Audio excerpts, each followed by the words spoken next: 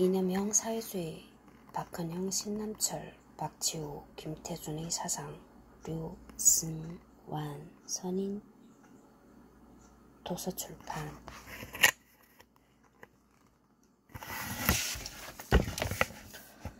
정신적으로 거세된 채 취시, 지식의 만찬을 준비하는 순수한 학자들에게 역사의 패배자들이란 끔찍이도 두려운 존재인가 보다. 오랜 세월의 장막 속에서 빛바랜 사진으로 남아있는 패배자들이건만 그 이름 석자를 떠올리는 것조차 용납되지 않는다. 그 이름 석자를 기록하기 위해 숱한 어려움과 수모를 넘어서야 했다. 패배자들이 꿈꾸었던 세상은 여전히 악몽이며 금기이다. 세월의 장막 뒤에 그들의 발자취가 그대로 남아있기 때문이다. 얼마나 먼 길을 걸어 고향 산천을 떠나갔던 그들은 얼마나 어두운 세월을 지나 우리 앞에 다시 서 있는가.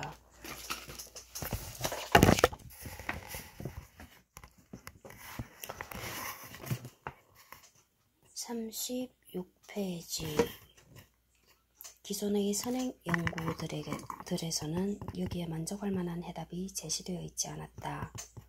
이에 따라 글쓴이는 사회주의적 근대 기획이라는 관점에서 주요 사상가들의 이론과 실천을 분류하기 위한 틀로 이념형 사회주의라는 개념을 설정하였다.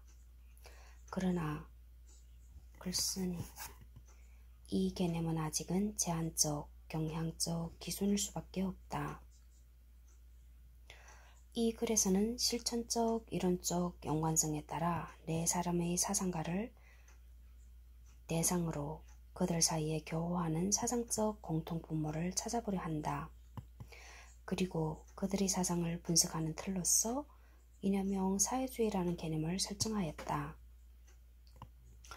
보다 정확하게 표현하자면 이념형 사회주의라는 개념은 앞에서 설명된 네 사람의 비극적 인생 행로에 대하여 이념사적 해석을 시도하기 위한 것이기도 하다. 이념형 사회주의라는 용어가 아직 일반화된 개념은 아니지만 여기에 해당되는 조선의 수많은 사상가들이 보여준 치열한 실천은 세계 혁명사와 한국 현대사 속에서 뚜렷한 의미를 가지고 있다. 50에 대한 해석 36페이지 50. 이념형 사회주의자들은 한국에서는 이현상, 이관술, 이주하, 이재유, 김삼룡 등을, 세계 혁명사에서는 트로츠키, 전두쇼, 덩중샤, 체 게바라 등을 들 수 있다. 그것은 적어도 사회주의적 근대기획의 문제의식과 관련하여 사회주의 진영 여부를 설명할 수 있는 하나의 기준이 될 수도 있다. 사회주의적 근대기획이라는 용어도 새로운 시각을 담고 있는 것인데 앞으로의 연구를 통하여 그 내용을 채워나가는 데에도 이 기준은 어느 정도 효과적일 것으로 판단된다. 물론 이 기준이 어느 정도 유효하다는 말은 어느 정도의 불완전성을 전제하는 것이다. 이러한 한계점이 글 전체의 수준을 제약하고 있다는 점을 여기에서 밝혀둔다. 대개 이러한 문제들은 새로운 시도에서 불가피하게 감수해야 하는 것이며 동시에 향후의 연구 방향과 과제를 지시해 주는 것이기도 하다. 이 책에서 다루는 네 사람 가운데 박헌형, 박지우, 김태준은 박헌형, 박지우, 김태준? 신남철이 빠졌네. 1945년 9월 11일 재건된 조선공산당 내에서 정치적, 조직적 노선을 함께한 사상가들이다. 51에 대한 해석 37페이지 51. 재건 조선공산당에 대해서는 신주백, 8.15 해방과 조선공산당 재건, 일제하 사회주의 운동사 한길사, 1991 참조. 이들의 노선은 부르주아 민주주의 혁명론으로 집약된다. 신남철은 주로 신민당에서 활동하면서 신민주주의 이론을 표방하였다. 이 두 노선은 당시 동구와 중국의 경험을 바탕으로 한 인민민주주의론과 관련이 있다. 52. 37페이지 52에 대한 해석. 52. 신남철은 신민당의 신민주주의론을, 김호성은 인민당의 인민전선론을 대표하였다. 임원영, 해방전후사의 인식 470쪽. 그러나 이들의 견해는 모두 부르주아 민주주의 혁명론을 인정하고 있다. 신남철은 박치우와 함께 부르주아 민주주의적 변혁 단계에서의 민주주의를 강조하면서 그 철학적 근거를 제출하고 있다.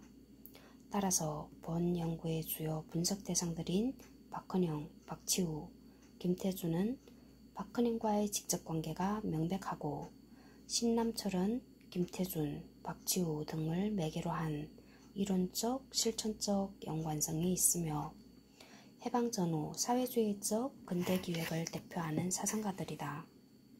그리고 그 사상의 특성은 위에서 말한 이념형 사회주의로 범주화될 수 있다.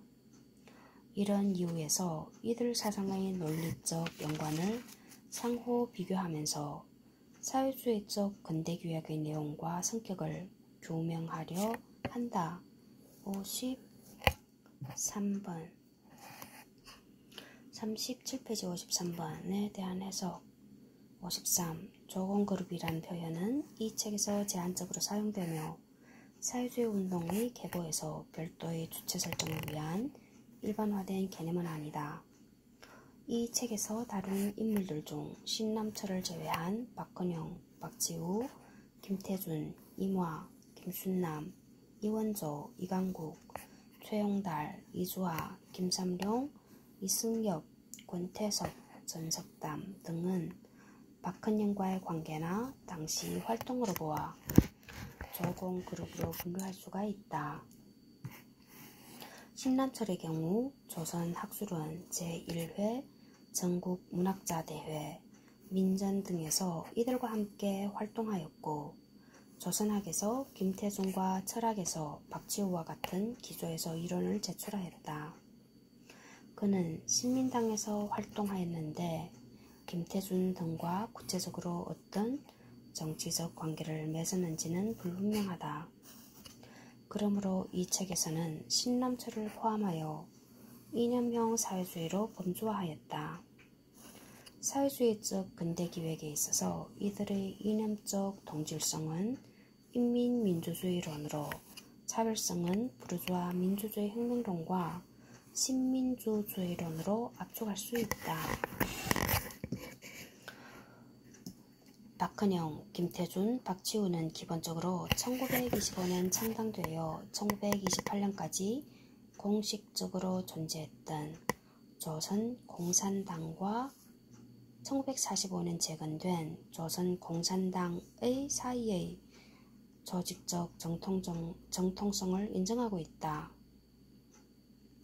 이는 그 이후 국내에서 전개된 당 재건 운동과 실천투쟁의 이념사적 연속성과 정통성을 부여한다는 의미이기도 하다. 54. 해석이 맞네. 24년 9월 오늘이 22일 일요일. 최창우 선생님 동묘 앞에서 모이고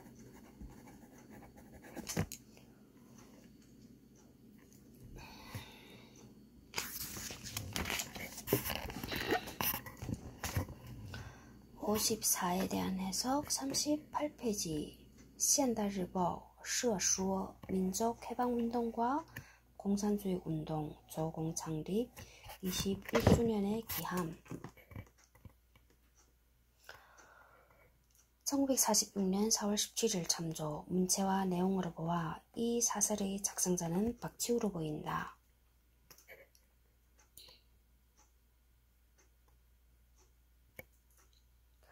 이 조직적 정통성과 이념사적 연속성은 국내 사회주의 운동의 여러 세력 가운데에서 조공그룹을 항일전쟁기와 해방공간을 연결하는 이념사적 주체로 설정한 근거이다.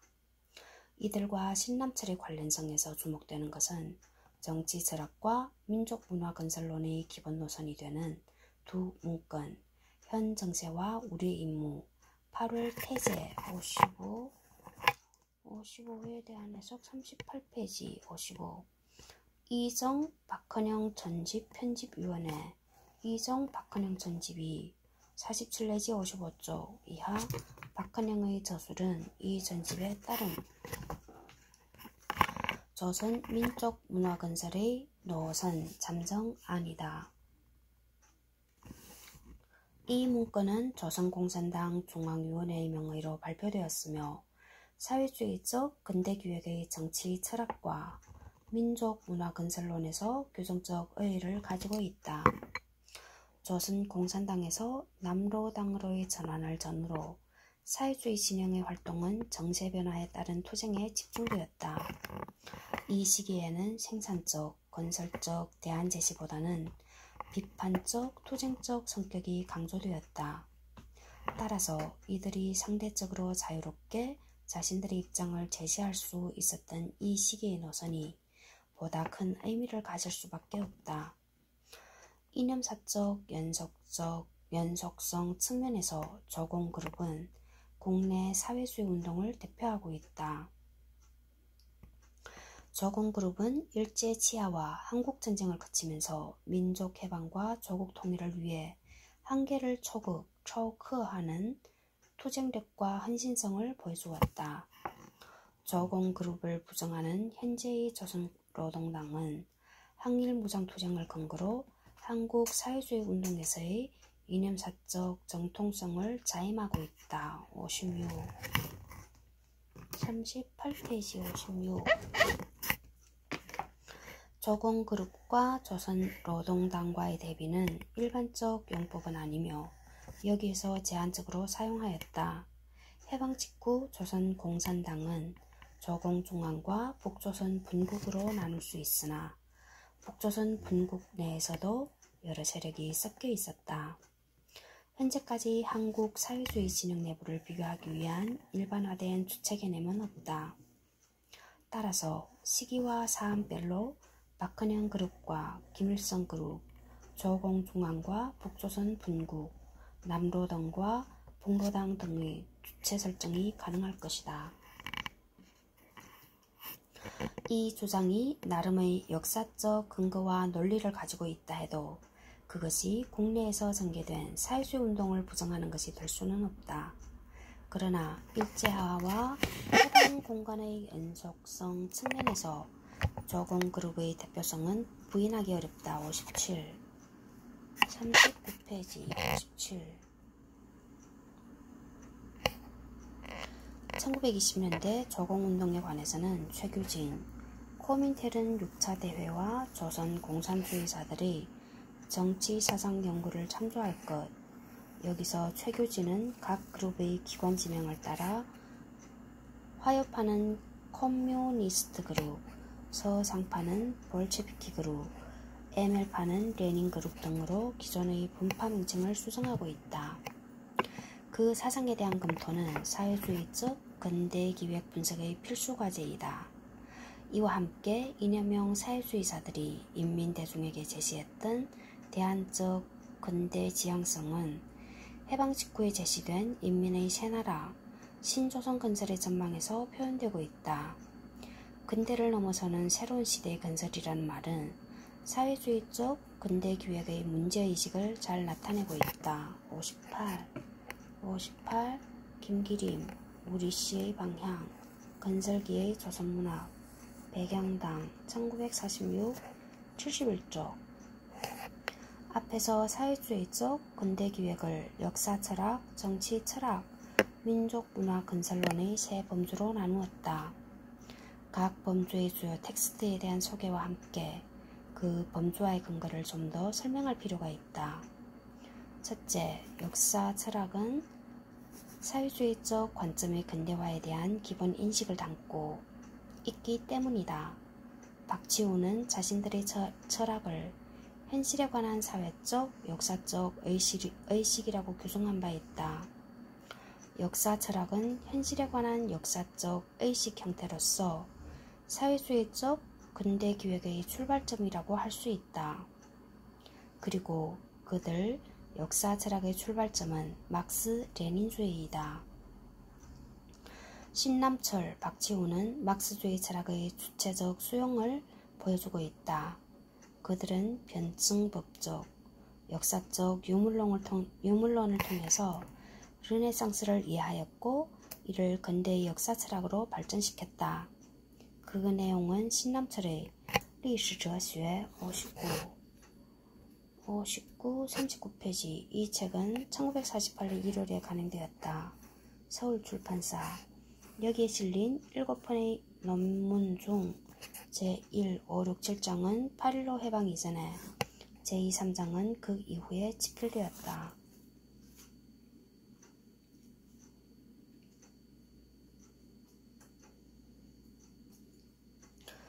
转换器A理论 60, 39페이지. 이 책은 1948년 5월 간행되었다. 발간 백양당 인쇄 서울신문사 인쇄국.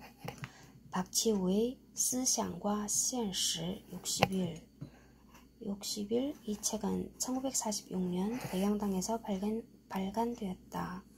여기에는 해방 전에 집필된 논문 7편이 함께 실려 있다. 그리고 학술지 등에 실린 두 사람의 논문에서 찾아볼 수 있다. 62.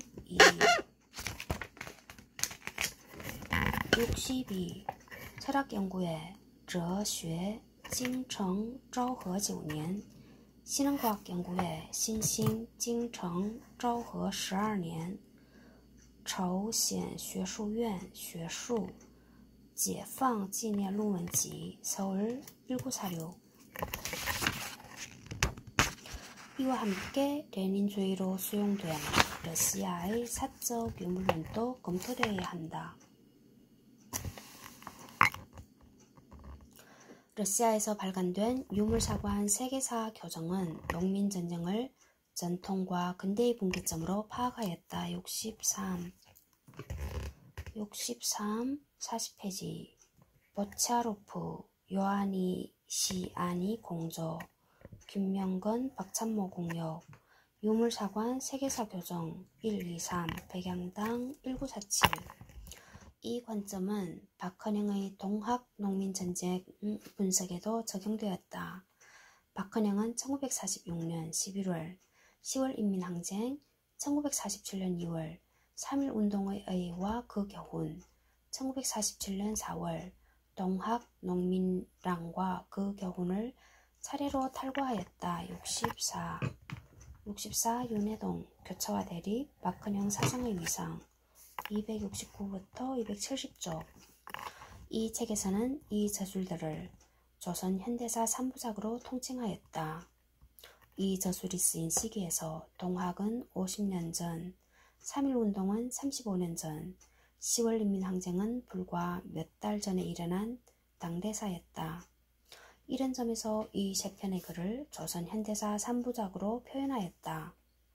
이 가운데 동학과 3.1운동은 전석담의 조선 사교정 의료문화사 1948 및 조선 경제사 방문 출판사 1949의 내용과 유사하며 특히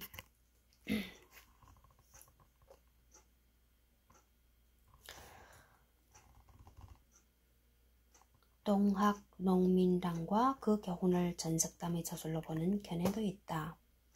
그러나 이 글이 박헌영의 직접 저작이 아니라 하더라도 갑필된 부분으로 보아 최소한 박헌영이 검토 또는 동의하였다고 볼 수 있다. 이 글이 박헌영 명의로 공식 발표된 점과 당시 전석담이 박치우 등과 함께 조공의 노선을 뒷받침한 이론가였다는 점에서 이 글을 조공그룹의 견해로 보는 데에는 무리가 없을 것으로 보인다. 둘째, 정치 철학은 사회주의적 근대 기획에 있어서 근대성의 핵심 가치를 담고 있기 때문이다. 이는 박지의 표현에 따르면 현실에 관한 사회적 의식 형태이다. 그들이 생각했던 근대성의 핵심 가치들은 근대의 역사 철학에서 나왔다.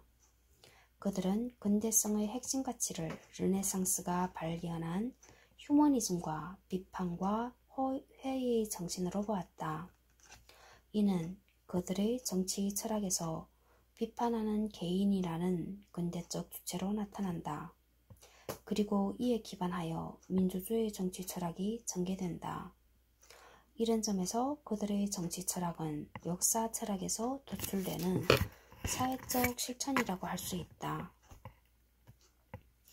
민주주의 정치 철학을 바탕으로 한 민주주의 혁명론은 사회주의적 근대기획의 중요한 이행 전략이다. 이들의 정치 철학은 박헌영의 10월 인민항쟁과 현 정세와 우리의 임무, 8월 태제 41페이지 65 이성 박헌영 전집 편집위원회 이성 박헌영 전집 2 47 내지 55쪽 이하 박헌영의 저술은 이 전집에 따름과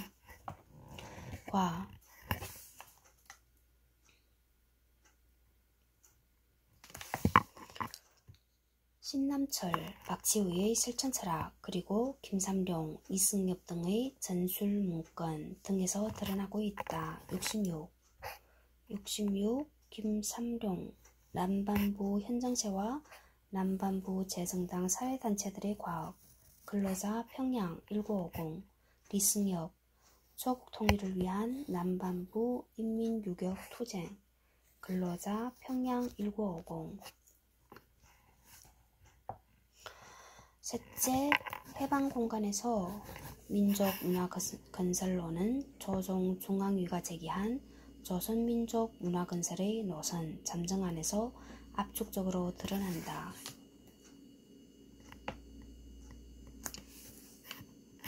이는 일제하에서부터 김태준, 신남철 등이 고민해오던 조선학 수립론의 연장선상에서 통일국가의 방향과 내용을 제시한 것으로 볼 수 있다. 이 점이 민족문화 건설론이 중요하게 고려되는 이유이다. 민족문화 건설론의 기조는 전국 문학가 동맹이 발간한 건설기의 조선문학 등에서 잘 나타나고 있다. 이 장에서는 조선민족 문화건설의 노선 잠정안과 김태준의 논문 그리고 조선문학가 동맹이 발간한 건설기의 조선문학 등을 주로 검토하였다. 그리고 해방공간의 전반적 정황을 파악하기 위하여 이 시기에 발간된 북한의 당과 정부기관지, 근로자와 인민 등을 참고하였다. 41페이지 67 박헌영 그룹과 김일성 그룹의 사상적 비교와 관련하여 대상 시기적 등밀성에 대한 문제가 제기된다. 북한의 공식 주장과 별도로 김일성 그룹의 사상과 관련 현재 확인되는 최초의 논문은 김창만의 개인주의를 반대하자 반일토사연설집 평양 북조선예술연맹 1946이다. 이어서 황장엽의 가능성과 현실성 근로자 1956년 7월 김시중 종파주의의 사상적 근원과 그의 해독성 근로자 1956년 11월 등이 나왔다. 황장엽은 1953년부터 김일성대학 철학강좌장에 부임하여 신남철과 함께 학술활동을 하였다. 신남철, 정진석 등은 주체사상의 형성에 어떤 형태로든 영향을 미쳤을 것으로 판단된다. 한편 이 시기 김일성의 저작으로 김일성 장군 중요 논문집 노동당 출판사 1948년 1월 조국의 통일독립과 민주화를 위하여 국립인민출판사 1948년 8월 1949년 김일성 전집 1953, 1954 등이 있다. 이에 대한 본격적 검토는 이 연구의 후속 과제이다. 2. 역사 철학, 정치 철학, 민족 문화 건설론.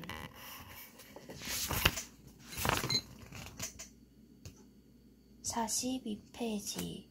앞에서 설명한 것처럼 이 책의 서술 방법은 우선 논의 주체를 이념형 사회주의로 설정하고 박헌영, 신남철, 박치우, 김태준을 중심으로 그들 사이에서 공유된 사회주의적 근대기획의 사상적 동질성을 분석하는 것이다. 즉, 조선의 근대화를 세계사적 보편성과 조선의 특수성의 통일로 해석하는 입장에서의 분석이다. 이는 역사철학, 정치철학, 민족문화건설론의 세 범주에서 이루어지며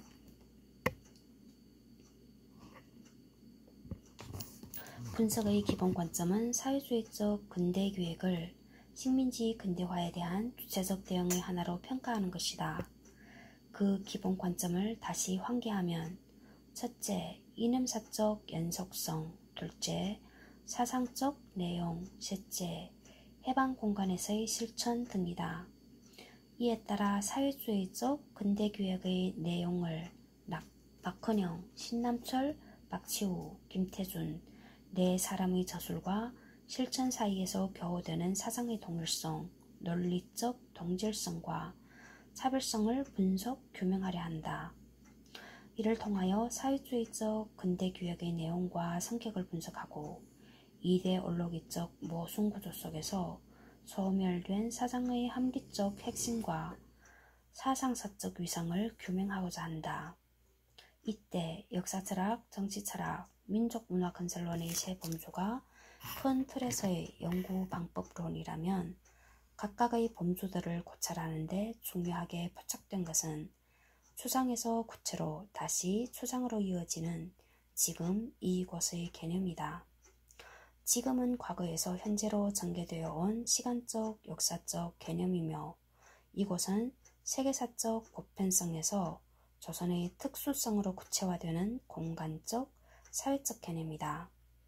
조선의 지금, 이곳의 과제는 당대의 현실에 관한 하나의 사회적, 역사적 의식 형태, 즉 이데올로기로 구체화된다. 이상의 문제 제기와 연구 대상 및 방법론에 따라 이 글은 다음과 같이 구성되었다.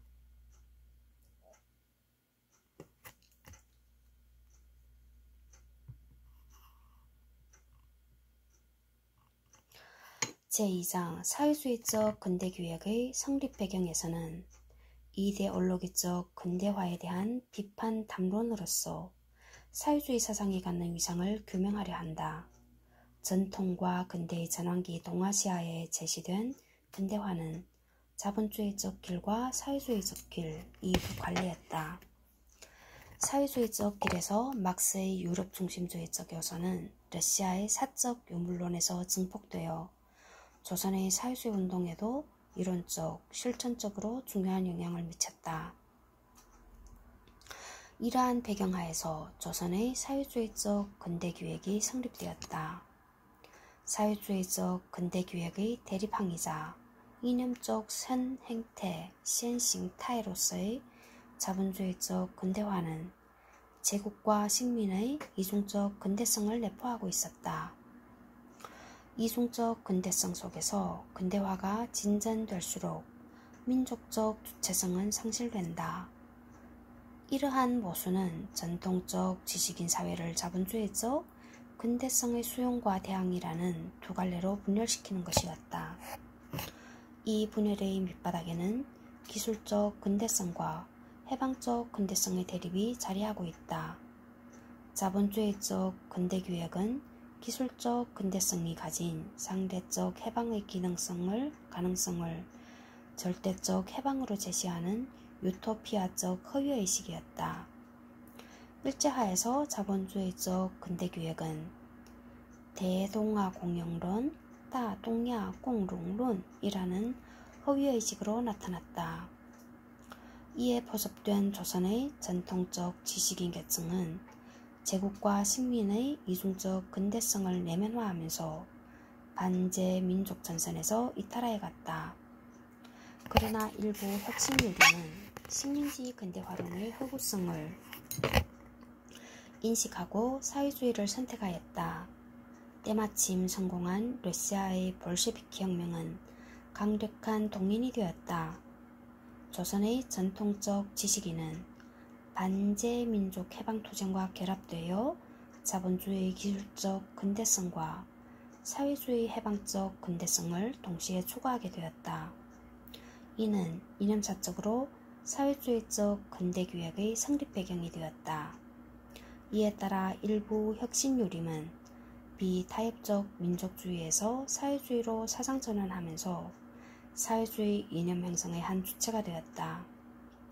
제3장 역사 철학에서는 사적 요물론을 중심으로 사회주의적 근대규약의 토대가 되는 역사 철학을 살펴볼 것이다. 그들의 역사 철학은 조선사를 세계사적 보편 발전의 궤도에 올려놓기 위한 근대성으로 해석될 수 있다. 그 철학적 기초는 막스 레닌주의이며 이는 박헌영의 조선 현대사 3부작과 신남철의 르네상스와 휴머니즘에서 보여진다. 이념형 사회주의자들은 르네상스가 빚어낸 새로운 독립적 개인들이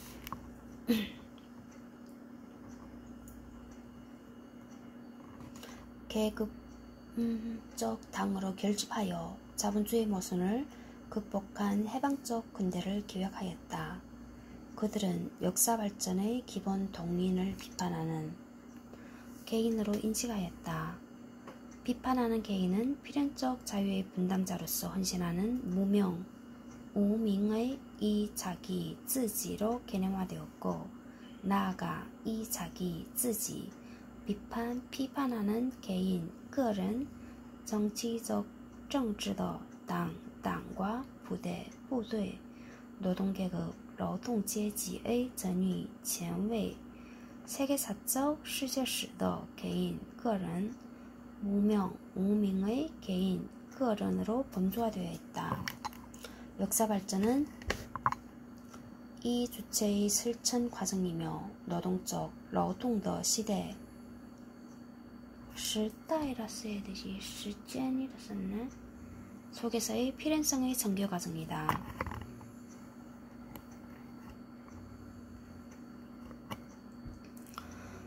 이 역사 철학은 르네상스의 휴머니즘을 토대로 한 근대인식에 기초하고 있으며 이는 주체적 근대성으로 파악될 수 있다.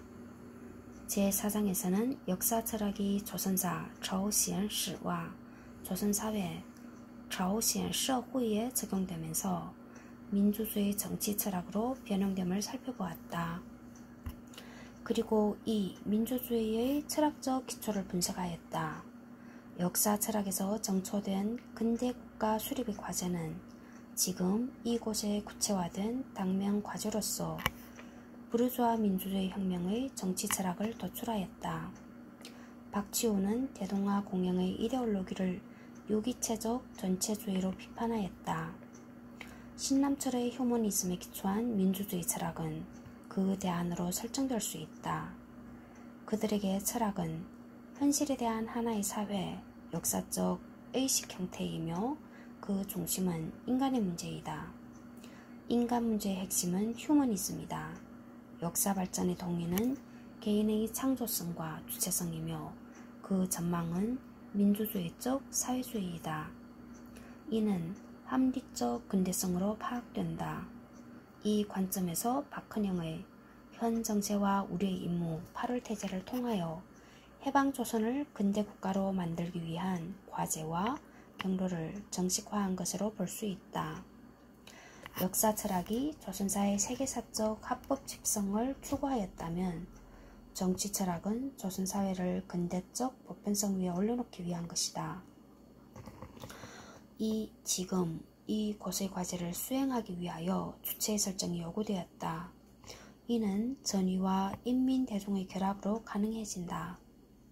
비판하는 개인이 조직화된 전위가 조선공산당이다.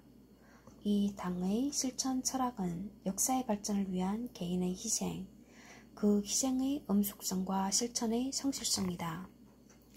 이 실천 철학에 비추어 볼 때 그들의 정치적 패배는 민주적 통일, 독립국가 국가 수립을 위한 능동적 헌신으로 이해될 수 있다.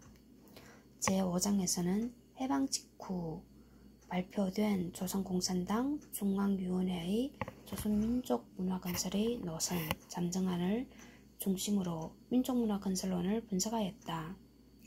해방공간의 민족문화건설론은 일제하에서 제기된 조선학 수립론과 방법론적 연속성을 가지고 있다. 조공그룹은 조선민족문화건설의 노선 잠정안과 그에 입각한 실천을 통해서 사회주의적 근대기획을 가장 구체적으로 실천하였다. 민족문화건설은 사회주의적 근대기획의 핵심 목표인 통일독립국가 수립의 유력한 방법인 동시에 목적이다. 즉, 그들이 구상했던 인민의 새나라에서 중요한 내용이었다. 조선학 수립론과 민족문화건설론에서 공통되는 방법론적 핵심은 역사철학의 시간성과 정치철학에서 나타난 공간성의 교차이다. 역사발전의 합법칙성은 조선의 현실에서 구체성으로 발현된다. 이 시공간의 교차는 김태순이 강조했던 전통의 합리적 계승과 외국 문화의 비판적 수용에서도 동일하게 나타난다. 제6장에서는 이상의 논리를 종합하여 사회주의적 근대기획이 가지는 이념사적 의의를 정리하고 향후의 과제를 제시하였다. 그 내용은 역사 철학, 정치 철학, 민족문화 건설론의 세 범주로 파악되며 각 범주는 주체적, 합리적, 미적 근대성으로 규정될 수 있다. 이것이 이념형 사회주의가 추구하였던 사회주의적 근대기획의 성격과 내용으로 규정될 수 있다.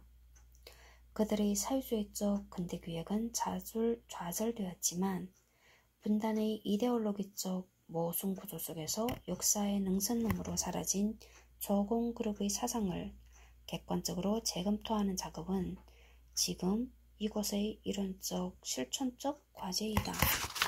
어렵다. 뭔 뜻인지.